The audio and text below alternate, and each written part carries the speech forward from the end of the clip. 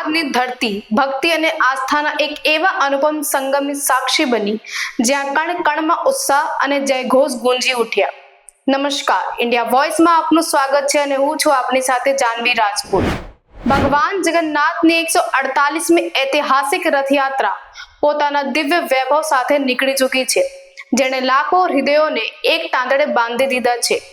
દેશભરના ખૂણે ખૂણેથી આવેલા શ્રદ્ધાળુઓ અને સંતોના જય ઘોષથી વાતાવરણ ગુંજી ઉઠ્યું છે, જાણે આસ્થાનો એક મહાસાગર જ સડકો પર ઉમટ્યો હોય.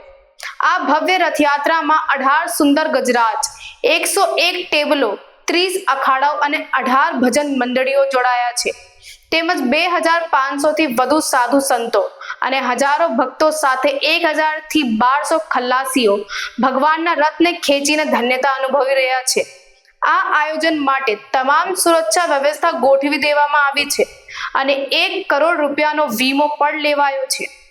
આજે સવારે 4 વાગે મંગલા આરતી બાદ 7 વાગે ભગવાન જગન્નાથજીની 148મી રથયાત્રાનો શુભારંભ થઈ ચૂક્યો છે. ભક્તોની અતૂટ શ્રદ્ધા વચ્ચે ભગવાન જગન્નાથ, ભાઈ બલભદ્ર અને બહેન સુભદ્રાના રથ દિવ્ય આભા સાથે આગળ વધી રહ્યા છે. આ યાત્રા સાથે જોડાયેલી હૃદય સ્પર્શી પરંપરા સરસપુરમાં જોવા મળી રહી છે, જ્યાં ભગવાનને તેમના મોસાણમાં ભાણેજ તરીકે આવકારવામાં આવે છે અને મામેરાની તૈયારીઓ પૂરજોશમાં ચાલી રહી છે. આજે આખું અમદાવાદ શહેર ભક્તિ અને પ્રેમના અલૌકિક રંગમાં રંગાયેલું છે.